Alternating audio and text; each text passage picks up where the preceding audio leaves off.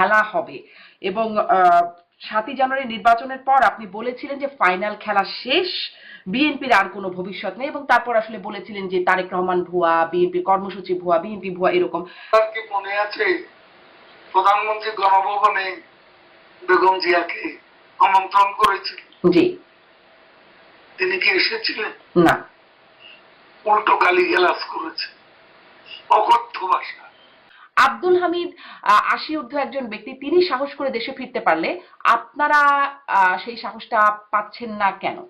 ইউনূস সরকারের পক্ষ থেকে আপনি কি কোনো গ্যারান্টি দিতে পারবেন? আব্দুল হামিদ কি সেই গ্যারান্টি পেয়েছিলেন? রাজনীতি করে দেশের জনগণের জন্য, জনগণের কাছে কোনো ভুল স্বীকার করতে আমাদের কোনো এ ব্যাপারে কোন প্রকার অস্বীকৃতি থাকবে। মানে ব্রিটিশ এমপি হিসেবে ভদ্রতা ভব্যতার পরিচয় দিচ্ছেন তিনি, কিন্তু বাংলাদেশের সাবেক এমপি মন্ত্রী হিসেবে বা প্রধানমন্ত্রী হিসেবে সেখানে ভদ্রতা ভব্যতার প্রয়োজন নাই। তখন জঙ্গি, সুদখোর বা মানে তখন যা খুশি খুনি এগুলো বলে ফেলা যায়, তখন আসলে ভদ্রতা ভব্যতার সমস্যা হয় না। আপনি তো এখন বায়াসড। 5ই আগস্টের পেছনে আপনার ভূমিকাকেও একটা দায়ী করা হয়, অনেকে আপনাকে নিয়ে অনেক সমালোচনা করেন আপনার দলের ভেতরেই, যে সেই সময় ছাত্রলীগ আন্দোলন দমনে যথেষ্ট। কোথায় আমি ছাত্রলীগকে যথেষ্ট বলেছি? আমি চ্যালেঞ্জ করছি, আমি এই কথা বলি। বলেছিলেন আওয়ামী লীগ ক্ষমতায় না থাকলে টাকা পয়সা নিয়ে পালাতে হবে, তা কি ভাবেন না? আপনি কি তখনই উপলব্ধি করেছিলেন যে এরকম একটা পরিণতি হতে পারে? কিন্তু আপনার বিরুদ্ধে, আপনার এবং আপনাদের মতো সিনিয়র কেন্দ্রীয় নেতাদের বিরুদ্ধে লুটপাটের যে অভিযোগ, যে একটা অভিযোগ একদম আপনাদের নেতারাই আমার এই অনুষ্ঠানে এসেই বলেছেন, মনোনয়ন বাণিজ্য। আপনিও ছিলেন। আপনি প্রমাণ করেন। অখ্যাত মানুষ, অখ্যাত মানুষের এত ডিমান্ড কেন আপনার কাছে? আপনি আওয়ামী লীগের সাধারণ সম্পাদক। তো যাকে আপনার কি সেটা তো মনে হলো না। কিন্তু আপনি বলেছিলেন পালাবো না। কোথায় পালাবো? বাংলাদেশে জন্ম, বাংলাদেশেই থাকবো। প্রশ্ন হবে লাগামহীন, জানতে চাই, জানাতে চাই এই সময়ের পালস অফ পলিটিক্স। খেলা হবে, পালাবো না, এমন সব ভাইরাল বক্তব্যে বিশেষভাবে আলোচিত সমালোচিত আওয়ামী লীগের সাধারণ সম্পাদক ওবায়দুল কাদের সরকার পতনের 9.5 মাস পর আবার সরব হয়েছেন। প্রকাশ্যে এসেই তিনি জানিয়েছেন বাথরুমে লুকিয়ে থাকা, দেশে 3 মাস আত্মগোপনে থেকে ভারতে পালিয়ে যাবার অভিজ্ঞতার কথা। বৈষম্য বিরোধী আন্দোলন চলাকালে তার বক্তব্য, ভূমিকা বিশেষভাবে সমালোচিত হলেও তিনি জানিয়েছেন তার উপরই শেখ হাসিনার আস্থার কথা। টানা ক্ষমতায় থাকা প্রতাপশালী আওয়ামী লীগের এমন ভয়াবহ পরিণতি কেন? বর্তমান বাস্তবতায় সামনের পরিকল্পনা এবং কার্যক্রম নিষিদ্ধের পর এখন কেমন আছে দলটি? এসব জানতে আজ কথা বলবো আওয়ামী লীগের সাধারণ সম্পাদক সাবেক মন্ত্রী ওবায়দুল কাদেরের সাথে। তিনি ভিডিও সংযোগে অনিচ্ছা জানানোয় আমরা তার সাথে ফোনে যুক্ত হচ্ছি। জনাব ওবায়দুল কাদের, আপনাকে স্বাগত জানাচ্ছি পালস অফ পলিটিক্সের আমার আজকের আয়োজনে। আপনি গুরুত্বপূর্ণ ব্যক্তিত্ব, আপনার কাছে অনেকগুলো বিষয় জানতে পারবো আশা করি, আপনাদের পরিকল্পনা, পরিণতি এই সম্পর্কে। শুরু করি বর্তমান একটা খবর দিয়ে, সেটার একটা ডেভেলপমেন্ট আপনার কাছ থেকে শুনে, যে আমরা যেটা জানছি লন্ডনে বর্তমান বাংলাদেশের প্রধান উপদেষ্টা ডক্টর ইউনূসের সাথে বিএনপির ভারপ্রাপ্ত চেয়ারপারসন তারেক রহমানের সাক্ষাৎ হতে যাচ্ছে। এটি আওয়ামী লীগের জন্য কেমন বার্তা? এবং এই সাক্ষাতে দুটো ফল হতে পারে। এক হতে পারে যে যেটা আশা করা হচ্ছে, সবাই আশা করছে, বাংলাদেশে বলছে যে সংকটের একটা সমাধান, অথবা এই দ্বন্দ্ব আরো বাড়তে পারে। কোনটার প্রভাব আপনাদের উপর কেমন, বা প্রভাব আছে কিনা?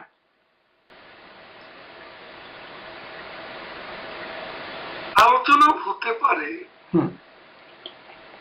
But this is not our cup of tea. আমাদের এ নিয়ে কোনো মাথা ব্যথা নেই। আর তারা নিজেরা প্রথম থেকে বিএনপি তাদের সাথে একটা এই অন্তর্বর্তী সরকার প্রফেসর ইউনূসের সাথে একটা সম্পর্ক রেখেই চলছেন। তাদের মধ্যে কিছু কিছু ভিন্ন মত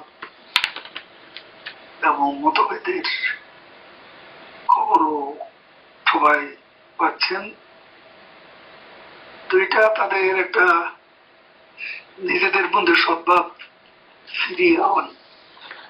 ফিরিয়ে আনার একটা প্রয়াস হয়তো হতে পারে, নাকি ব্যর্থ প্রয়াস তাও জানি না। আলোচনা হওয়ার আগে আলোচনার বিষয়ে তো কোনো মন্তব্য করা যায় না। আচ্ছা, মানে এটির কোনো প্রভাব আপনাদের দলের উপরে বা আপনাদের তৎপরতার উপরে নেই? আমাদের উপর বাংলাদেশে আমি যেটা বলবো, এই আলোচনাটার ফলাফল কি দাঁড়ায় সেটা আমরা ক্লোজলি অবজার্ভ করছি।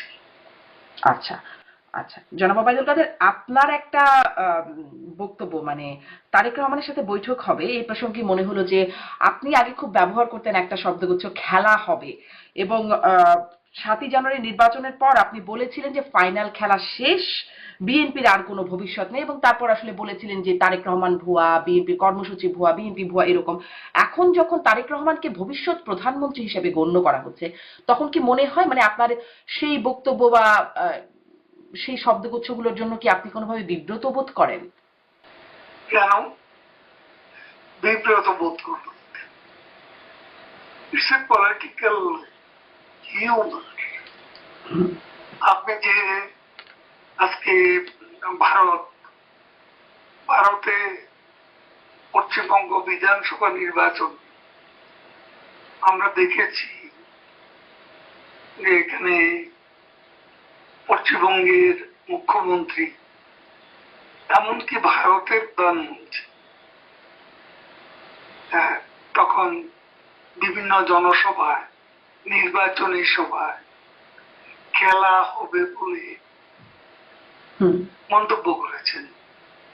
এটা নিয়ে তো কেউ খারাপ কিছু দেখেন না। It's a political humour. Political humour হতেও পারে, এবং চিরজীবন একই অবস্থানে আমরা থাকবো এমনও তো ঠিক নয়। তখন একটা পরিবেশ, একটা অবস্থা, একটা বাতাবরণে স্লোগানটা মানুষ পছন্দ করেছে। মানুষ যেটা পছন্দ করে সেটা বলতে অসুবিধা কোথায়? জি, এটি আপনি বলছেন একটা পলিটিক্যাল হিউমার, কিন্তু তাহলে ওইটি বিএনপির আর কোনো ভবিষ্যৎ নাই, এই ভবিষ্যৎবাণীটি খুব সঠিক না হলেও আপনি আপনার দলকে নিয়ে বা দলের নেতাকর্মীদের সম্পর্কেও বলেছিলেন। সেটি 2017 সালের এপ্রিলে চট্টগ্রামের একটা মহানগরের আওয়ামী লীগের একটা সভায়, প্রতিনিধি সভায় আপনি বলেছিলেন যে দেখুন, জি, বিএনপির ভবিষ্যৎ আছে কি নেই সেটা নির্ধারণ করার মালিক বাংলাদেশের জনগণ। এখানে একটা inclusive, free and fair election যদি হয়, তখন জনগণের সমর্থনে কারা কত আসন পায় সেটা তো নির্বাচন হলে তখনকার ব্যাপার। আর আমরা আওয়ামী লীগ আমাদের তো নিষিদ্ধ করে দিয়েছে, আমরা নিষিদ্ধ পার্টি। তো এখন এই নিষিদ্ধ পার্টি হিসেবে ইলেকশন কমিশনও আমাদের ইলেকশন করতে দেবেন। তো সেই অবস্থায় আমরা যদি নির্বাচন না করি, তাহলে বাংলাদেশে বেশিরভাগ জনগোষ্ঠীকে নির্বাচন থেকে বিরত রেখে যে এই নির্বাচন হবে সেটা একেবারেই প্রহসনমূলক একটা নির্বাচন, প্রতারণামূলক একটা নির্বাচন। এই নির্বাচন দেশে বিদেশে কোথাও গ্রহণযোগ্য হবে না, বিশ্বাসযোগ্য। জি, জনাব ওবায়দুল কাদের, এই মানে এই উপলব্ধিটা যখন বিএনপি কে নির্বাচনের আসে নাই আর কি, বিএনপি কে ছাড়া যখন নির্বাচনগুলো হয়ে গেছে, তখন কি আপনাদের এই উপলব্ধি ছিল যে দেশে বিদেশে এটি প্রহসন বা প্রতারণের নির্বাচন হিসেবে গণ্য হবে? আমরা তো কখনো বিএনপি কে বাদ দিতে চাই।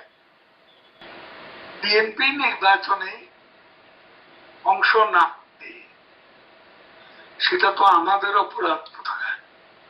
তারা নির্বাচনে অংশগ্রহণ করেন, এটা তাদের দলের সিদ্ধান্ত।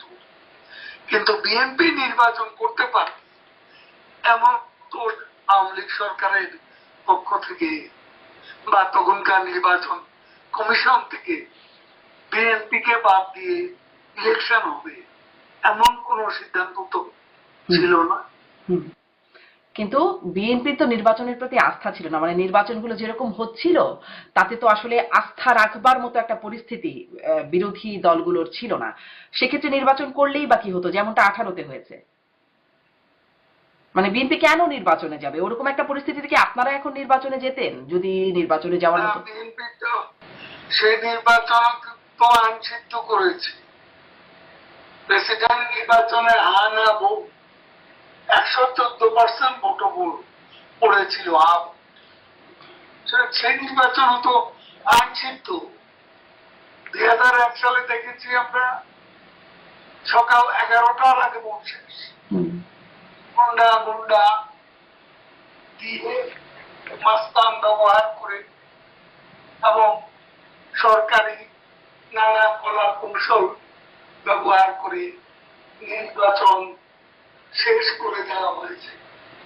নির্বাচন যাকে বলে সে নির্বাচন হয়েছে আসলে বিএনপির আমলে প্রহসনমূলক নির্বাচন। আর আপনাদের আমলে যেগুলো হয়েছে সেগুলো 14, 18, 24 মাগুরার যে নির্বাচন, জি, সে নির্বাচনকে কি কেউ একটা ভালো নির্বাচন বলতে পেরেছে? একদমই না।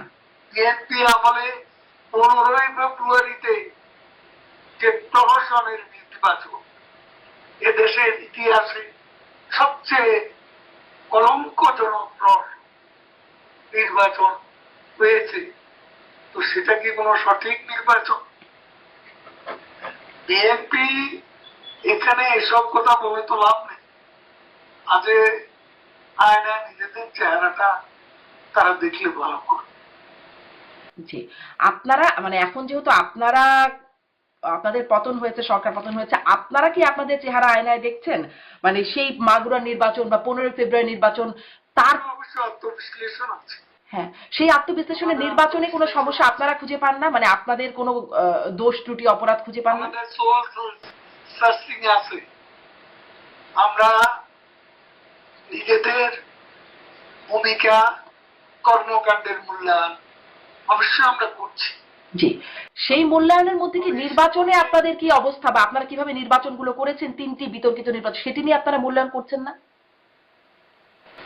সব করছি, কিন্তু আমি যেগুলো বলছি সেগুলো কি আপনার ভালো লাগছে না, সেগুলো বাস্তবতা। আপনি আরেকটা বাস্তবতার কথা বলছেন, অতীতের কথা বলছেন। তো এখন আপনি অন্যকে দোষ দেবেন, আপনি নিজে ভালো থাকলে তো আরেকজনকে দোষ দিতে পারেন। আপনার নিজেরই তো গোলমেলে অবস্থা, আপনারা নিজেরাই তো নির্বাচন করেছেন গণবিরোধী নির্বাচন, প্রহসনমূলক নির্বাচন। তারপর আমি এই মুহূর্তে আমি কাউকে অপবাদ দিতে চাই না। আমাদের গণতন্ত্রের পথে অগ্রযাত্রায় আমরা মিনিমাম পয়েন্টে ম্যাক্সিমাম ঐক্যবদ্ধ থাকবো এমন একটা মানসিকতা আমাদের সকলেরই থাকা উচিত। জি, আজকে মুক্তিযুদ্ধের সপক্ষে যারা আছে, স্বাধীনতার আদর্শে যারা বিশ্বাস করে, তাদের সাথে আমাদের অনেক বিষয়ে আদর্শগত বিরোধ থাকতে পারে, কিন্তু কিছু কিছু বিষয়ে কমন পয়েন্ট আছে যেগুলো ম্যাক্সিমাম ইউনিটি করার পথে সহায়ক হতে পারে, সেগুলো আমরা সাপোর্ট করি। জি, এই ম্যাক্সিমাম ইউনিটিটা কার সাথে? নির্বাচন প্রসঙ্গটা আরেকটু রয়ে গেল, কিন্তু ম্যাক্সিমাম ইউনিটিটা আপনারা কার সাথে বলছেন? ইউনিটিটা যারা আসতে চায়, যা আমি তো বললাম মুক্তিযুদ্ধের স্বাধীনতার আদর্শ। মুক্তিযুদ্ধের মূল্যবোধ, স্বাধীনতার আদর্শে তো এর আগেও আপনাদের জোট ছিল, মানে তার বাইরে কিছু মিন করছেন? যারা বাইরে আছেন অথবা যারা এখন নতুন বাস্তবতায় হিসেব নিকেশে তারা যদি মূল্যায়নটা যথাযথভাবে করে তাহলে এটা তো ভিন্ন কথা। আমি আসলে স্পষ্ট হতে পারছি না, তারা মানে কারা? আপনি কি বিএনপি কে মিন করছেন? আমি এমন ধরনের কথা বলবো না। মানে আপনি এটা বিএনপিকে নিয়ে আপনি এত ব্যস্ত কেন? বিএনপি সামনে ক্ষমতায় যাবে বলে সবাই ধারণা করছে বাংলাদেশে এখন। আমি বলছি আমাকে ইলেকশন করতে, আমার ইলেকশন, তারা আগামী পার্লামেন্ট এমন ভাবে সাজাতে চায় যেখানে মুক্তিযুদ্ধের সপক্ষে কেউ ওই পার্লামেন্টে থাকবে না। ঠিক সেভাবে তারা একটা নির্বাচন করতে চাইছে। ইউনূস প্রেসিডেন্টের একটা গ্রহণযোগ্য, তার কাছে সুবিধাজনক গ্রহণযোগ্য কিছু ক্ষমতা নিয়ে আজকে সংস্কারের উদ্দেশ্যটা আমরা বুঝি। তিনি আবার প্রেসিডেন্ট হতে চান, সেটা ওনার লক্ষ্য। আবার লোকে বলছে যে প্রেসিডেন্ট, প্রধানমন্ত্রী এই দুটি বিষয়ে সমঝোতার কোন বিষয় হয়তো আছে, সেজন্যই লন্ডনের এই বৈঠকটি হতে যাচ্ছে। জি জি, মানে সেই সমঝোতার জন্য লন্ডনে বৈঠকটি হতে যাচ্ছে। জি, এতটুকু তো নিশ্চয়ই ক্লিয়ার। কিন্তু নির্বাচন নিয়ে যে তিনটি বিতর্কিত নির্বাচন, আপনি বলছিলেন অতীতের নির্বাচন গেলে সেই প্রশ্নগুলোর কথা আপনি বলছিলেন, বিতর্কগুলোর কথা বলছিলেন, কিন্তু তিনটি যে নির্বাচন আপনাদের সময় হলো, সেই নির্বাচনের দায় কি আপনারা নেন? সেই নির্বাচন বিতর্কিত, সেই নির্বাচনও দেশে বিদেশে বিতর্কিত। কোন নির্বাচন? 14, 18, 24। 14, 18 এবং 24। 2014, 2018, 2024। 2008-এর নির্বাচন মোটা দাগে গ্রহণযোগ্য নয় কি? জি, মোটা দাগে, যদিও সেটি নিয়ে অনেকে প্রশ্ন তোলেন, কিন্তু মোটা দাগে একটা গ্রহণযোগ্যতা, এমনকি বিএনপির লোকেরাও বলেছেন তখন। তাহলে এই নির্বাচনটা তো আমরা গ্রহণযোগ্য করেছি। এটা তত্ত্বাবধায়ক সরকারের সময় হয়েছিল। 14-18 আপনার কি মনে আছে? প্রধানমন্ত্রী গণভবনে বেগম জিয়াকে আমন্ত্রণ করেছিল। জি। তিনি কি এসেছিলেন? না। উল্টো গালিগালাজ করেছে, অকথ্য ভাষা। বেগম জিয়ার ছেলে মারা গেছে, সে কোকর মৃত্যুর পর প্রধানমন্ত্রী তার বাসায় খবর দিয়ে গুলশানে গিয়েছে। বাইরের দরজা বন্ধ, ভেতরের দরজা বন্ধ, তাকে ঢুকতে দেওয়া হয়। কিন্তু তাই বলে গ্রহণযোগ্য নির্বাচনের অধিকার থেকে, মানে কোন রাজনীতি? আপনি সেটা বলতেই পারেন জনাব ওবায়দুল কাদের। ঘরের দরজা জি বন্ধ না হতো, সংলাপের দুয়ারও এদেশে এইভাবে বন্ধ হওয়ার কথা ছিল। ঘরের দরজা বন্ধ করে বিএনপি সংলাপের দরজা বন্ধ করেছে। জি, এবং তারপর তারা আপনারা আর সংলাপের দরজাটা খুললেন না, কিন্তু দোষটা জারি হোক। আপনি বলছেন বিএনপি, জি আপনি বলছেন আপনি আমাকে আপনার ঘরে ঢুকতে দিলেন না,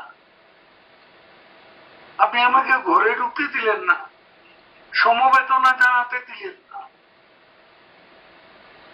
তো সেটা কি আমি বলবো না সেটা কি অসত্য? 2018 সালের নির্বাচন নিয়ে কথা বলতে পারেন, কিন্তু প্রমাণ তো যারা অভিযোগ করেন তারা কোনো প্রমাণ তো দিতে পারে। একটা পার্টিকুলার সংসদ এলাকা নির্বাচন যদি খারাপ নির্বাচন হোক, হুম রাতের আধারে ভোটের কথা বল, আধারে ভোট কোথায় হয়েছে সেটা যদি প্রমাণ না থাকে, নির্বাচন কমিশনে যদি অভিযোগ না থাকে, হুম আদালতে যদি অভিযোগ না থাকে, তাহলে আমি কি করে এটাকে মেনে নেব? জনাব ওবায়দুল কাদের সবগুলোই ছিল। আপনি যদি দেখেন গণমাধ্যমে এসেছে, বিবিসির গণমাধ্যমে এসেছে যে সকালবেলা গিয়ে ভোটের বাক্স ভরা দেখেছে। এই প্রতিবেদনটি বিবিসি তে এসেছে। আপনাদের মানে নির্বাচন কমিশনের ওয়েবসাইট থেকে নির্বাচন, জনাব ওবায়দুল কাদের একটু বলি, এই অভিযোগগুলো আপনারা যেহেতু পান না একটু বলি, এটি মানে নির্বাচন কমিশনের ওয়েবসাইটে যে ফলাফল, পূর্ণাঙ্গ ফলাফল, সেখানে দেখা গেছে 213টি কেন্দ্রে শতভাগ ভোট পড়েছে, 96 থেকে 100% ভোট পড়েছে 1418টি কেন্দ্রে, 586টি কেন্দ্রে সবগুলো ভোট পড়েছে নৌকা প্রতীকে, অন্য প্রতীকে কোনো ভোট পড়ে নাই, যেটিকে আসলে তৎকালীন যে প্রধান নির্বাচন কমিশনার নুরুল হুদা তিনিও এটিকে স্বাভাবিক নয় বলে মন্তব্য করেছিলেন। নির্বাচনে কি হয়েছে, কত ভোট পড়েছে, কত আসনে ভোট হয়েছে, কত বিনা প্রতিদ্বন্দ্বিতা হয়েছে, সেটা নিয়ে তো আপনার কোন নির্বাচনে, বিশেষ আপনি করতে অক্ষম। কোন নির্বাচনে? 15ই ফেব্রুয়ারি। আচ্ছা, 15ই ফেব্রুয়ারি নির্বাচনের একটা ফল তো তারপরে বিএনপি ভোগ করেছে, তার জন্য তো অনেক সমালোচনা বিএনপির আছেই, কিন্তু যেই নির্বাচনগুলোর কারণে পরবর্তীতে মানে একটার পর একটা নির্বাচন, 14, 18, 24, একটার পর একটা নির্বাচনে মানুষ যে তার মানে প্রাপ্য ভোটাধিকার থেকে বঞ্চিত হচ্ছিল, এর দায় কি আপনারা নেবেন কিনা? 15ই ফেব্রুয়ারির দায় বহুবার বিএনপিকে দেওয়া হয়েছে। এটা কোনো অভিযোগ তো ছিল না, বিএনপিকে দেয়া হয়েছে, বিএনপি কি দায় স্বীকার করেছে? তাহলে আমাকে কেন বলছেন দায় স্বীকার? মানে বিএনপি যা করবে আপনারাও তাই করবেন? অবশ্যই আছে, হ্যাঁ, সেটা সময় মতো আমরা প্রকাশ করব। কিন্তু মানুষ আসলে মানুষের আপনারা জনগণের রাজনীতি করেন, জনগণ, আমরা জনগণের রাজনীতি করি, যা বলবো জনগণকে, আচ্ছা সেটা দেশের মাটিতে বলবো, আচ্ছা, সময় আসলে বলবো। আমরা তো এখন কোথাও দাঁড়াতেই পারি। তার মানে এটা স্পষ্ট হলাম যে আপনারা এই 3টি নির্বাচনে আপনারা কোনো দায় এখন পর্যন্ত স্বীকার করছেন না, ভবিষ্যতে স্বীকার করবেন কিনা সেটা আপনারা চিন্তা করবেন। এটাই কি সামারি? আমি এ ধরনের কথা বলি, আমাকে একটু সামারি বলবেন যে আপনারা 3টি নির্বাচনের দায় স্বীকার করেন না? মূল্যায়ন আছে, হ্যাঁ, সেটা সময় মতো আমরা বলবো। আচ্ছা, সময়, দেশের মাটিতে রাজনীতি করি দেশের জনগণের জন্য, জনগণের কাছে কোনো ভুল স্বীকার করতে আমাদের কোনো এ ব্যাপারে কোন প্রকার অস্বীকৃতি থাকবে। আমাদের এই প্রোগ্রামগুলো দেশের মানুষই দেখছে, আমরা দেশের মানুষের জন্যই আসলে এই সাংবাদিকতাটা। আপনি যদি এখানেও বলেন দেশের মানুষই আসলে শুনবে। হ্যাঁ, আমেরিকায় বসে কি ক্ষমা চাইবে বাংলাদেশের জনগণের কাছে? সমস্যা কি? মানে ক্ষমা চাওয়ার মতো অবস্থা থাকলে সমস্যা কি? বার্তাটা তো বাংলাদেশের জনগণের কাছেই পৌঁছাচ্ছে। না, আমি আমার দেশের কি, আমার দেশের জনগণের কাছে আমি বলবো। আচ্ছা, স্পষ্ট আপনি, জি জি স্পষ্ট আপনি আপনি আমি পরের প্রশ্নে যাই, যে প্রশ্ন থেকে আপনি সরাতে তো পারবেন না। আচ্ছা ঠিক আছে, আমি এখন নিজেই সরে যাই, আপনি দেশের জনগণের কাছে গিয়ে যখন ক্ষমা চাইবেন তখন আমরা নিশ্চয়ই দেখবো যে কেন ক্ষমা চাচ্ছেন, কতটা ক্ষমা চাচ্ছেন বা আদৌ চাচ্ছেন কিনা। আপনারা দেশে যাবেন সাথে সাথে হ্যাঁ, একটা রাজনৈতিক দল হিসাবে অন্য যারা নির্বাচনের নামে প্রহসন করেছে তাদেরকে কি আপনি বলবেন না ক্ষমা চাইতে? বলবেন কিনা? জি, মানে তাদেরকে তো আমাকে বলছেন, তাদেরকে কেন বলছেন? তাদেরকে কেন বলছেন? তাদেরকে তো না না না সাহস কেন থাকবে না, তাদেরকে তো এতদিন ধরে বলেই এসেছেন, আপনারা তো বলেই এসেছেন, আমরাও জিজ্ঞাসা করেছি যে আপনারা নিজেরা যেটা করতে পারেন নাই, আপনারা নিজেরা তত্ত্বাবধায়ক সরকার দিতে চান নাই, এখন নিজেরা কেন চান? এই প্রশ্নগুলো তো আমরা বারবার তখনও করেছি।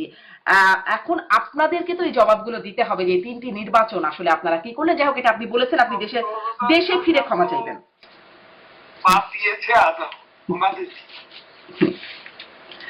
জি, আদালতের যে মানে সর্বোচ্চ আদালত আমরা তো বাদ দিই, এখনো আদালত 21শে আগস্টের মামলার রায় বাতিল হয়ে যা মানে কারো সবাই ছাড়া পেয়ে যাচ্ছে, এটিএম আজহারুল ইসলাম ছাড়া পেয়ে যাচ্ছেন, আদালতের রায়ে সবকিছু হচ্ছে। অতএব আদালতের জায়গায় থাকুক। আমি আপনার কাছে আসি, আপনারা দেশে ফেরার কথা বলছেন, দেশে ফিরে ক্ষমা চাইবেন। দেশে আপনারা ফিরবেন কিভাবে, কখন, সেই পরিকল্পনাটা কি? যদি জিজ্ঞাসা করি যে সম্প্রতি আব্দুল হামিদ সাবেক রাষ্ট্রপতি, তিনি চিকিৎসার জন্য বাইরে এসে তখন অনেক আলোচনা হলো, 1 মাস পরে তিনি দেশে ফিরে গেলেন। আপনিও যখন সরব হলেন, কথা বলতে শুরু করলেন 9.5 মাস পর, তখন প্রথমেই বলছিলেন যে আপনার শারীরিক অবস্থা, অসুস্থতা, আপনাকে ওষুধ খেতে হয়, এজন্য আপনি ঝুঁকিটা নিতে পারেন নাই, আপনি আত্মগোপনে ছিলেন এবং তারপর দেশ থেকে চলে আসছেন। আব্দুল হামিদ 80 ঊর্ধ্ব একজন ব্যক্তি, তিনি সাহস করে দেশে ফিরতে পারলে আপনারা সেই সাহসটা পাচ্ছেন না কেন?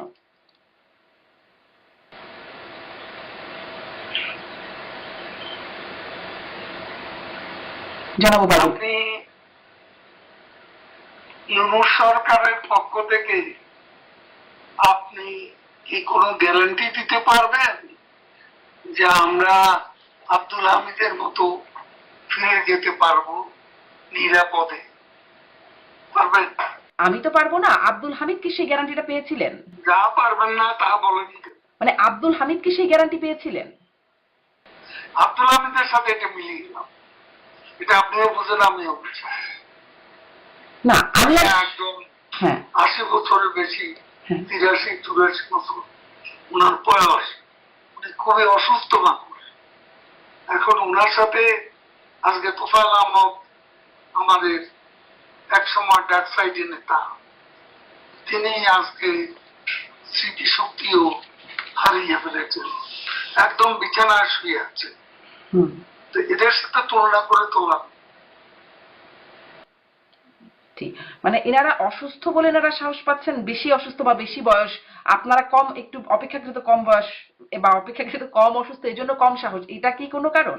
আপনি গ্যারান্টি দেন আমার দেশে গিয়ে আমি নিরাপদ থাকবো? রাজনীতি আমার অ্যাক্টিভিটিস নিষিদ্ধ করে দিয়েছে, প্রতিদিন আমার দলের লোকদের পিটাচ্ছি, আমার ছেলে মেয়েদের স্কুলে যেতে দিচ্ছে না, আমার ছেলে মেয়েদের পরীক্ষা দিতে দিচ্ছে না। কি যে অত্যাচার, কি যে নিপীড়ন! আওয়ামী লীগ করে আইনজীবীরা আদালতে যেতে পারছে না, কথা বলতে পারছে না, এগুলো কি আপনি জানান না?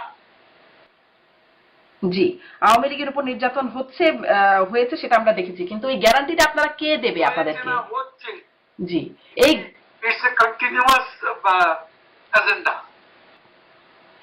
কিন্তু আপনি যে গ্যারান্টির কথা বলছেন, এই গ্যারান্টিটা আপনাকে কে দেবে? মানে যদি গ্যারান্টি না পান আপনারা কখনোই ফিরবেন না, বা গ্যারান্টি আদায়ে আপনারা কি করছেন? আমরা সেটা করে নেব।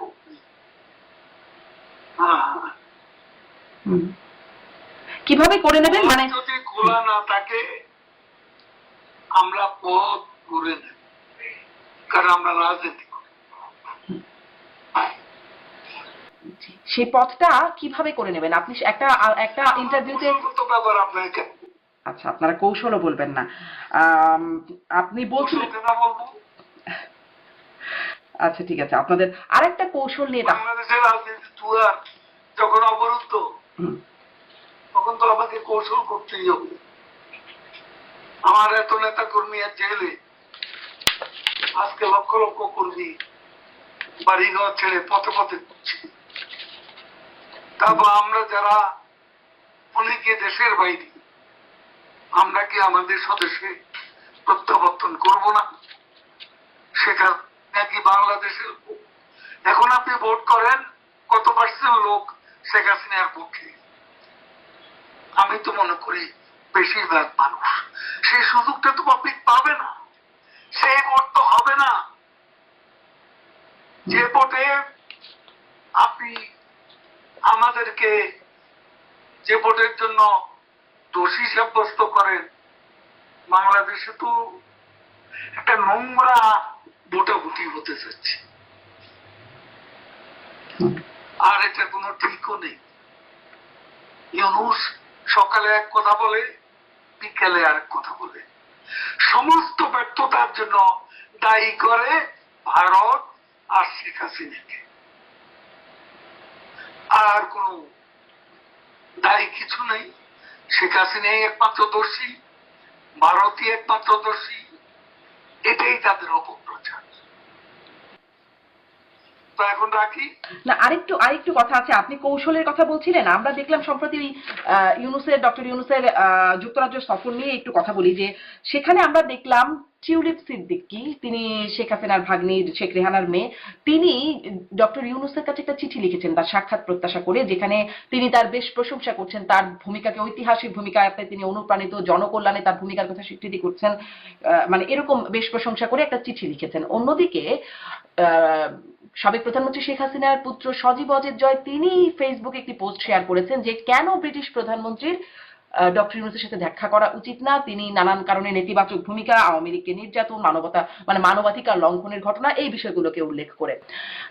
দুই আছে তো, কিন্তু আমার কথা হচ্ছে যে দুটি বিষয় সাংঘর্ষিক হয়ে গেল না। উনি কি ইলেক্টেড গভর্নমেন্ট? না, ইলেক্টেড গভর্নমেন্ট না, কনস্টিটিউশনাল গভর্নমেন্ট। তাহলে এখানে সমালোচনা করে সজীব অজের জয় কি ভুল করেছে? মানে তাহলে এই দুটো থেকে তাকে তাকে একেবারে বিনে অপরাধে তার উপর একটা শাস্তি চাপিয়ে দেওয়া হচ্ছে, এবং ইউনূস নিজে ব্যক্তিগতভাবে বঙ্গবন্ধু পরিবারের বিরুদ্ধে টিউলিপ সিদ্দিকী এবং সাইমা ওয়াজেদ পুতুল, আজকে তিনি আঞ্চলিক ডিরেক্টর ওয়ার্ল্ড হেলথ অর্গানাইজেশনের সে প্রতিষ্ঠানের কাছে চিঠি দিয়ে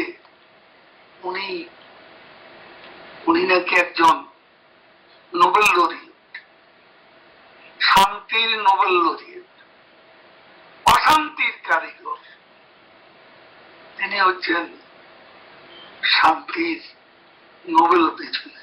জি জি, আপনারা ডক্টর ইউনূসের সমালোচনা করতেই পারেন, কিন্তু আমার প্রশ্নটা হচ্ছে যে বঙ্গবন্ধু পরিবারের কথা বলছেন, পরিবারের দুই সদস্য টিউলিপ সিদ্দিকী প্রশংসা করে সাক্ষাৎ চাইছেন, আর সজীব অজের জয় তিনি সাক্ষাৎ না করে, সমালোচনা করে সাক্ষাৎ যেন না দেন ব্রিটিশ প্রধানমন্ত্রী, সেজন্য বলছেন। মানে দুটিতে সম্পূর্ণ বিপরীত অবস্থান। আপনি কৌশলের কথা বলছিলেন। আমরা তো বলবো আনইলেক্টেড, আনকনস্টিটিউশনাল, বাংলাদেশে একটা জঙ্গিবাদী উত্থানের বিস্ফোরণের নায়ক, তাকে একটা ইলেকটেড গভর্নমেন্ট কেন সেই সুযোগটা দেবে? তাহলে টিউলিপ সিদ্দিকী এমপি হিসেবে, তারা কি সবাইকে দেন এই সুযোগ? ব্রিটিশ এমপি হিসেবে টিউলিপ সিদ্দিক যা করছেন সেটি কি তিনি শুধুমাত্র নিজের স্বার্থে এরকমটা করছেন? এটি কেন করছেন যদি আপনার এই অবস্থান সঠিক হয়? তো সেটার জন্য তো সে পার্সোনালি কথা বলতে চাইছে। তার অপরাধ কোথায় সেটা তো তার পার্লামেন্ট তদন্ত করে পায়নি। এখন ইউনূস সাহেব কোথায় পেলে সেটা তো মানে সজীব অজের জয় যেখানে, বা আপনারা যেখানে বলছেন জঙ্গি, মানবাধিকার লঙ্ঘনের কথা বলছেন, সেখানে টিউলিপ সিদ্দিকী ঐতিহাসিক ভূমিকায় অনুপ্রাণিত হচ্ছেন, তার প্রশংসা করছেন, মানে এটি কেমন হয়ে গেল বিষয়টা?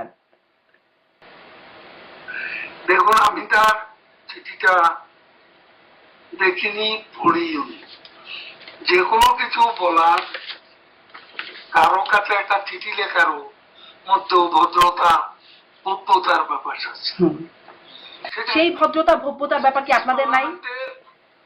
ব্রিটিশ পার্লামেন্টের একজন সদস্য, সেই হিসাবে তার নিজের একটা এখানে নিজের একটা ভদ্রতা, ভব্যতার প্রশ্ন আছে, অপরের প্রতি সম্মানবোধের বিষয় আছে, সেটা এক কথা। আর এখানে তাকে নিরপরাধ ব্যক্তিকে অপরাধী সাব্যস্ত করা হলো কেন? কেন তিনি পার্সোনালি এত ইন্টারেস্টেড হতেন টিউলিপ সিদ্দিকী, যে বারবার ওখানে জনগণের বিপুল ভোটে নির্বাচন, সেটাও কি আপনি আওয়ামী লীগের নির্বাচন না না না, একদমই না, একদমই না। তিনি নির্বাচিত হয়েই পার্লামেন্টে গেছেন বা মন্ত্রীও হয়েছেন তিনি। মানে ব্রিটিশ এমপি হিসেবে ভদ্রতা ভব্যতার পরিচয় দিচ্ছেন তিনি, কিন্তু বাংলাদেশের সাবেক এমপি মন্ত্রী হিসেবে বা প্রধানমন্ত্রী হিসেবে সেখানে ভদ্রতা ভব্যতার প্রয়োজন নাই। তখন জঙ্গি, সুদখোর বা মানে তখন যা খুশি খুনি এগুলো বলে ফেলা যায়। তখন আসলে ভদ্রতা ভব্যতার সমস্যা হয় না। আপনি তো এখন বায়াস্ট।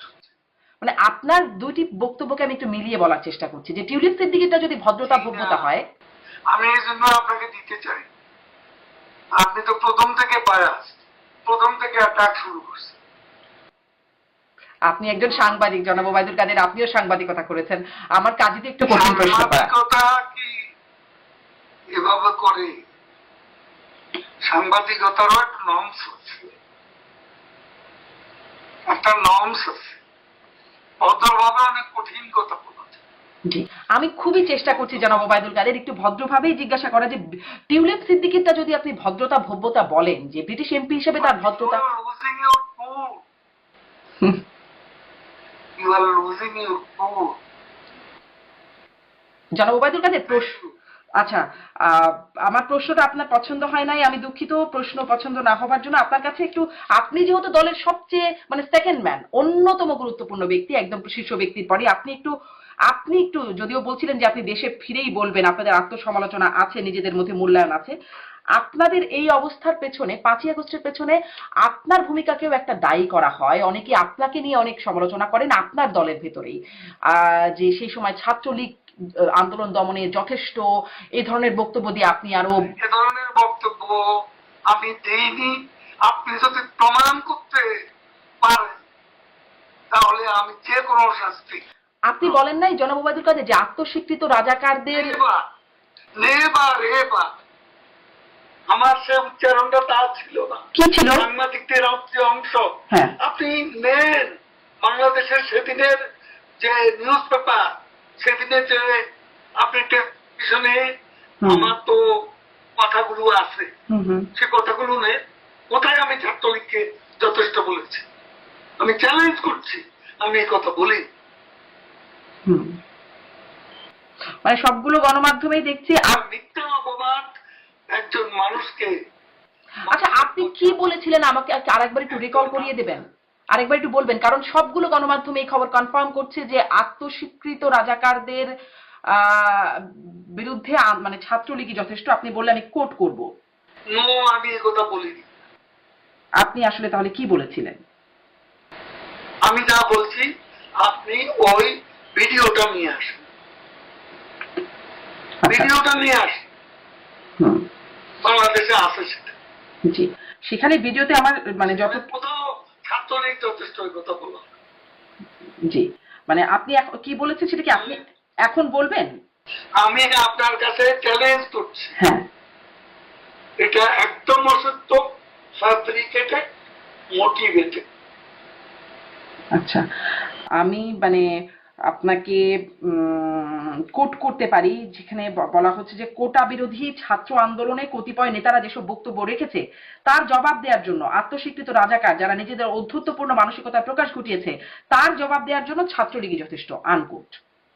নো, একথা আমি বলি। আচ্ছা, ঠিক আছে। তাহলে জনগণ নিশ্চয়ই বাংলাদেশ থেকে আমি তো চ্যালেঞ্জ করছি, যেসব সাংবাদিকের এই বক্তব্য সেদিন দাঁড় করিয়েছে, সাংবাদিকদের অনেকেই তো তখন ওই যে তখনকার যে বিস্ফোরণ, জঙ্গিবাদী বিস্ফোরণ, তার সমর্থক ছিল, অ্যাক্টিভিস্ট ছিল। জি, থ্যাংক ইউ। জি, আপনি আরেকটু যদি সময় দেন, আর 2-3 মিনিট আপনার কাছ থেকে একটু জিজ্ঞাসা করছিলাম যে আপনাদের এই অবস্থার পেছনে আপনারা কি কি কারণ চিহ্নিত করেছেন সেটা কি একটু জনগণকে বা আমাদেরকে বলবেন? সেটা আপনাকে যেন বলবো। কাকে বলবেন? আমি যখন বলবো দেশের জনগণকে, তখন আপনি প্রেসের লোক থাকবেন, জি, আপনিও সেখানে থাকার অনুমতি পাবেন। জি, কিন্তু এই যে মানে এখন যে আপনারা উপলব্ধিটা করছেন, আপনি কি কোনো সময় আগে এই উপলব্ধিটা করতে পেরেছিলেন? কারণ আপনার মুখ থেকে আমরা শুনেছিলাম, সেই যে বলছিলাম, শুরু করছিলাম যে 2017 সালের এপ্রিলে একটা চট্টগ্রামে একটা সভায় আপনি বলেছিলেন, আওয়ামী লীগ ক্ষমতায় না থাকলে টাকা পয়সা নিয়ে পালাতে হবে, তা কি ভাবেন না? দল যদি ক্ষমতায় না থাকে, এখন যে টাকা পয়সা রোজগার করছেন, তখন এই টাকা নিয়ে পালিয়ে বেড়াতে হবে। তখন তাহলে এটা আমার এ ধরনের কথা বলার অর্থ, জি জি এটা আমি কর্মী সবাই বলেছি, জি চট্টগ্রাম জি। কর্মীদেরকে বলেছি, সেটা তো আমি তাদেরকে সাবধান করব। হুম। মানে আপনি তো প্রধানমন্ত্রী তার বক্তব্যে অনেকবার সাবধান মানে উচ্চারণ করছে। জি, আপনি কি তখনই উপলব্ধি করেছিলেন যে এরকম একটা পরিণতি হতে পারে, এজন্যই সাবধানতা বাণী? যাতে না হয় সেটা আমি সতর্ক করে দিয়েছি। তারপরেও ঠেকানো গেল না কেন? মানে সেই টাকা পয়সা নিয়ে পালাতেই হলো কেন নেতা কর্মীদের? টাকা পয়সা নিয়ে কে পালিয়েছে? মানে এই যে আপনি যে অবস্থায় আছে আওয়ামী লীগের নেতা কর্মীরা, ওই দু চারজন বড় লোকের কথা পান, হুম তারা তারা তাদের ওইতে আগেই বড়। আমরা আমাদের পার্টি করে যে নেতা কর্মীরা দল করেছে, তারা ওই লুটপাট করে এখানে আসে। হুম। কিন্তু আপনার বিরুদ্ধে, আপনার এবং আপনাদের মতো সিনিয়র কেন্দ্রীয় নেতাদের বিরুদ্ধে লুটপাটের যে অভিযোগ, যে একটা অভিযোগ একদম আপনাদের নেতারাই আমার এই অনুষ্ঠানে এসেই বলেছেন, মনোনয়ন বাণিজ্য। আপনারা মনোনয়ন দেওয়ার সময় বিপুল বড় অঙ্কের টাকা নেবার অভিযোগ, অভিযোগটা খার বিরুদ্ধে ছিল। যারা কমিটিতে ছিলেন, মনোনয়ন কমিটিতে আপনিও ছিলেন। আপনি প্রমাণ করেন। মানে আমি কি করে প্রমাণ করব? আমি তো আসলে অনুসন্ধানী সাংবাদিকতাটাও করি না। আপনাদের নেতা কর্মীরাই এটা অভিযোগটা করছেন। অপবাদ দেবে, যে অপবাদ দিয়েছে তারা তো বলেনি মেট্রো রেলের জন্য কি কষ্ট আমি করেছি। করেছেন শেখ হাসিনা, কিন্তু আমি তো দায়িত্বে ছিলাম। পদ্মা সেতুর জন্য কি কষ্ট করেছি, 4000 সেতু নির্মাণের জন্য কি কষ্ট করেছি। বাংলাদেশে এত 4 লেন 6 লেন 8 লেনের রাস্তা, সেই সমতল থেকে পাহাড় পর্যন্ত, তারপরে লিমিটেড এক্সপ্রেসওয়ে, এগুলো তো কেউ কোনোদিন বলে না। না, এগুলো তো আপনারা অনেক বলেছেন। গর্বের কথা তো বলে না। না, এগুলো তো 15 বছর ধরে বলেছেন, এগুলো তো শুনেছে মানুষ, সবাই জানে এই বিষয়গুলো, শুনেছে। যেই প্রশ্নগুলো আমার গুণের কথা বলবেন, আর আমি যখন থাকবো না তখন আমার বিরুদ্ধে মিথ্যা অভিযোগ সাজাবেন, ওগুলো প্রমাণ করুক। জনাব ওবায়দুল কাদের, এই অভিযোগটা আসলে আপনার দলের নেতা কর্মীরা করছেন। যারা করেছে এটা প্রমাণ করতে বলবেন। জি, মানে এই অভিযোগটা আপনার দলের নেতা কর্মীদের, তাহলে এই অভিযোগটা আপনি মানে নেতা কর্মীদের উদ্দেশ্যে কি বলবেন যারা এই অভিযোগ করে? কোন নেতা কর্মী এ অভিযোগ করে, এই অভিযোগটা আমার এই অনুষ্ঠানে রাশেক রহমান, আওয়ামী লীগ নেতা রাশেক রহমান, যিনি 24-এ মনোনয়নও পেয়েছিলেন রংপুর থেকে, তিনি এই অভিযোগটি করেছেন। একদম মনোনয়ন কমিটিতে যারা আছেন, রাশেক রহমান, কোষাধ্যক্ষ, মানে আওয়ামী লীগের কোষাধ্যক্ষ আশিকুর রহমানের। আমার কথা শুনবে। জি অবশ্যই। তিনি এত জনপ্রিয় নেতা, মনোনয়ন দেওয়া হয়েছে, ইলেকশনে স্বতন্ত্র প্রার্থীর কাছে, এটাই ওনার মনে কষ্ট, আর কিছু না। জি, কারণ উনি মনে করেছেন আমি ওনাকে হারিয়েছি। আমি কেন? তার বাবা আমরা একসঙ্গে আছি। আমি বরং আগ্রহ কিছু তরুণকে মনোনয়ন দেওয়ার পক্ষপাতী ছিল, এর মধ্যে সেও ছিল। এখন সেই ইলেকশনে তাকে কি আমি জোর করে যেতাবো?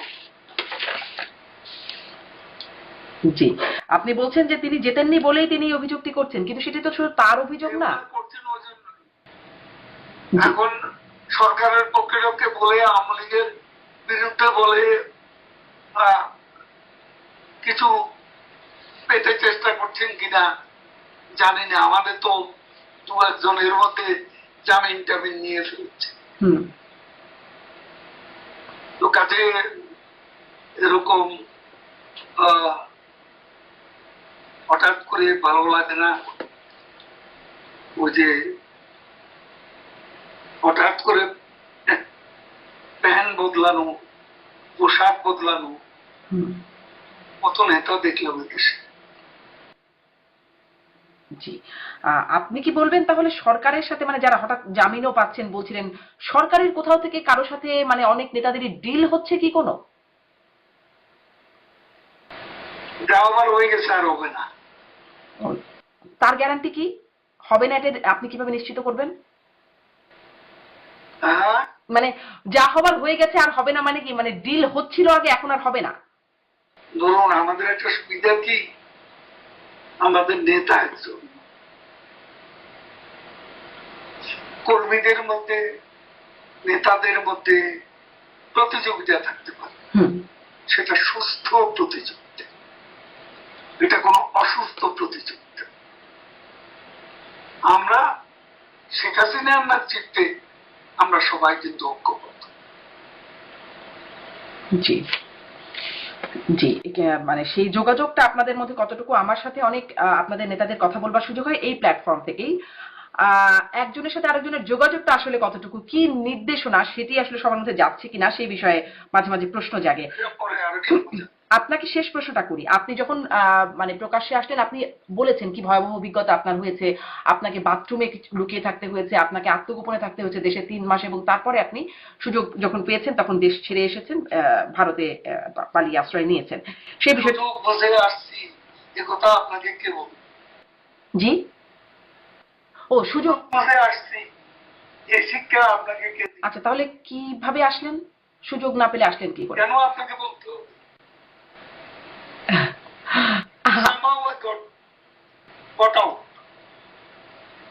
কিভাবে আপনাকে কেন বলবো? আচ্ছা আচ্ছা, আমাকে বলবেন না, ঠিক আছে, মানে বলেছেন তো অনেকটাই, এই জন্যই প্রশ্ন। আপনাকে বলবো জি, অনেক বলেছেন তো অনেকটাই, এই জন্যই আমি আসলে প্রশ্ন করছিলাম। কৌশলগত বিষয়টা। এটা কি কোনো কৌশল যে এই সময়ে এসে আপনারা বলছেন যে কিভাবে আসলে আপনাদের ওই সময়টা কত ভয়াবহ অভিজ্ঞতার মধ্যে যেতে হয়েছে, আপনি বলার পর কথা নিচ্ছেন কেন? এত এত আকুতি, এত ইচ্ছা প্রকাশ করছেন কেন? মানুষ জানতে চায় জনাব ওবায়দুল কাদের। অখাদ্য মানুষের এত ডিমান্ড কেন আপনার কাছে? আপনি আওয়ামী লীগের সাধারণ সম্পাদক। তো যাকে আপনার কি সেটা তো মনে হয় না। আপনি আমাকে একটা মোটেই না জনাব ওবায়দুল কাদের আওয়ামী লীগের সাধারণ সম্পাদক, আপনি মানে এমপি মন্ত্রী কি নন? যার কারণেই তো আপনার কাছে এত প্রশ্ন, আপনার কাছে জানতে চাওয়া। রহিম করিম যদি মধুর কাছে এই প্রশ্ন না যে আপনি কেন আসলেন ভারতে, কেন ছিলেন দেশে, সব প্রশ্নের জবাব দিচ্ছি। জি, ছাত্রই যথেষ্ট, এটা আপনি প্রমাণ করেন। আমি শুধু আপনাকে এটা। আচ্ছা, আমি চেষ্টা করব ভিডিও ফুটেজটা বের করতে। ভিডিও আছে বাংলাদেশে। আমি অনেকগুলো গণমাধ্যমের লিংক দেখছিলাম, যে আমি কনফার্ম হচ্ছিলাম যে কোডটা যেন এতদিন পরে। দুঃখিত। আচ্ছা, আমি জোগাড় করলে পারলে আমি অনুষ্ঠানের সাথে লিংক দিয়ে দেবো, যদি আমি জোগাড়টা করতে পারি। আর পত্রিকার খবরের লিংকগুলো আপনিও নিশ্চয়ই দিতে পারবেন না, আমি জানি। আচ্ছা, সেটি হলেও মানুষ নিশ্চয়ই দেখবে যে এটি হয়নি, আসলে আপনি বলেননি সেটি। আমার তো আসলে জোর করে প্রমাণ করার কিছু নাই, যদি হয় তো হলো, না হলে নাই। সেটি আসলে মানুষ দেখবে যে কি হয়েছে, তখন কি বলেছেন, এখন কি বলছেন, মানুষ সেটি দেখবে। আপনার আমি 100 কথা বলবো। জি, তখন যা বলছি এখনো তা বলছেন। আমার কাছে আমি যে আমি আওয়ামী লীগের সেক্রেটারি, যে প্রতিদিন একবার দুবার কথা বলে, সে মানুষ আমি 9 মাস চুপ ছিলাম, কথা বলি। এটা খুব কঠিন নয় কি? নিশ্চয়ই। তো ঠিক আছে, থ্যাংক ইউ। না, আপনি সকালে এক কথা, আপনি মানে এক কথা বলেন, এক কথাই বলেন, একদিন আগে এক কথা, পরে এক কথা না বলেন, মানে বলেন না, সেটা আপনি যেমন বলছিলেন, কিন্তু আপনি বলেছিলেন পালাবো না। কোথায় পালাবো? বাংলাদেশে জন্ম, বাংলাদেশেই থাকবো। এটা প্রথম করে বলেছি। ইট ওয়াজ আ পলিটিক্যাল হিউমার। আমি তো অস্বীকার করছি, পালাবো না। আমি তো পালিয়ে আসি, পালিয়েছি, এটাকে আপনি ব্যাখ্যা করেন। মানে এই যে আত্মগোপনে থাকা, তারপরে আমি যে কথাটা বলেছি হুম সে কথা আমরা স্বীকার করছি। That was a political humour. বিএনপির মহাসচিবের সঙ্গে হিউমার করে এই কথাটা হুম খেলা হবে, এটাও তো একটা হিউমার। আচ্ছা, মানে পালাবো না এটি আসলে কোনো মাহাত্ম্যপূর্ণ সেরকম কথা না, এটা একটা হিউমার ছিল। এখন অতএব ওই কথার সাথে বর্তমান পরিস্থিতি সাংঘর্ষিক নয়। অবশ্যই তখন ভঙ্গিটা কি ছিল, হুম, আপনি ভিডিওটা দেখেন। জি জি আমি তো এসে এসে বলছিলাম।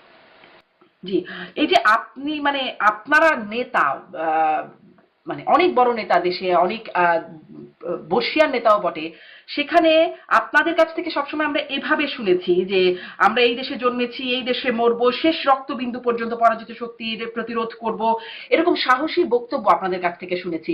তখন তারপরে যখন আপনারা এসে এই রকম বলছেন যে আমাদেরকে বাথরুমে পালিয়ে থাকতে হয়েছিল, জনতার হাতে মানে তুলে দেবে এই জন্য আপনাদেরকে ভয়ে থাকতে হয়েছে, তখন আসলে আপনাদের ভাবমূর্তির উপরে মানে